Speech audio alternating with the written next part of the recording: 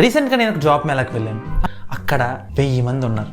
కాసేపు తర్వాత ఒక వ్యక్తి వచ్చి అప్లికేషన్ ఫామ్స్ పట్టుకుని నడుస్తుంటే అందరూ వెనకాల పరిగెట్టేశారు. తర్వాత అందరూ అప్లికేషన్ ఫామ్ ఇస్తుంటే తీసేసుకుని లాగేసుకునేసరికి చిరిగిపోయినాయి కొన్ని అప్లికేషన్. అసలు నా రకరకాల మందిని అక్కడ నేను చూడగలిగాను. ఎప్పుడో గ్రాడ్యుయేట్ దగ్గర నుంచి ఈ మధ్యనే గ్రాడ్యుయేట్ ఉద్యోగాలు లేక అక్కడికి వచ్చిన వాళ్ళు, చాలా దూరం నుంచి వచ్చిన వాళ్ళు.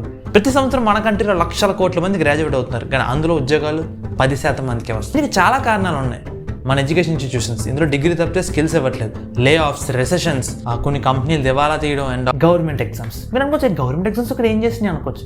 ఈ ప్రిపరేషన్లో తమ ఎన్నో ప్రీషియస్ ఇయర్స్ని కోల్పోతున్నారు. నేను ఒక కలిసాను అనమాట. పాప అతను 2017లో గ్రాడ్యుయేట్ అయినా సరే అప్పటి నుంచి ఏ జాబ్ వచ్చినా వెళ్లకుండా గవర్నమెంట్ ఎగ్జామ్స్ ప్రిపేర్ అయితే కూర్చున్నారు. ఇప్పుడు అతను అన్ఎంప్లాయ్. సో దీనికి సొల్యూషన్ ఏంటి? Point number 1, skill development. ఏది ఇంట్రెస్ట్ ఉంది అండ్ మార్కెట్లో ఏది ఉంది దానికి రెండింటికి మ్యాచ్ చూసుకుని ఆ స్కిల్స్ ప్రిపేర్ అవ్వండి. ఈ ఫీల్డ్లో ఇప్పుడు ఆపర్చునిటీస్ ఉన్నాయి. సూపర్ డూపర్ స్కిల్స్ ఇంకా మాస్టర్ అయి ఉండాలి అక్కర్లేదు. జస్ట్ బేసిక్స్ వస్తే వాళ్ళు మీకు ట్రైనింగ్ ఇచ్చుకుంటారు. అదవుతుందా? రెండోది ఆంటర్‌ప్రెన్యూర్‌షిప్. ఎంతసేపు జాబులు చేయడమే, జాబులు ఇవ్వాలనిపిస్తుంది కదా. సో ఇది వచ్చేసరికి పర్సన్ మీద డిపెండ్ అయ్యి ఉంటుంది. ఎందుకంటే మీకు స్కిల్స్, క్యాపబిలిటీస్, మంచి ఐడియా ఉందనుకుంటే you can try some business. నాకు తెలిసిన ఒక అమ్మాయి ఉంది. తను వచ్చేసరికి 3 years నుంచి తన షాప్ను రన్ చేస్తుంది, రాగి మాల్ట్ షాప్. తన దగ్గర అంత వేలకు రాకపోయినా తనకు వచ్చిన మనీతో తన ఖర్చులు తను మేనేజ్ చేసుకుంటుంది. సో మూడోది ఓన్ పాత్. చూడండి, నేను 100 చెప్తాను, మీ ఇంట్లో 100 చెప్తారు, రకరకాల మంది రకరకాలుగా మాట్లాడతారు. But at the end of the day నీకు ఏది కరెక్ట్ అనేది నువ్వే డిసైడ్ అవ్వాలి.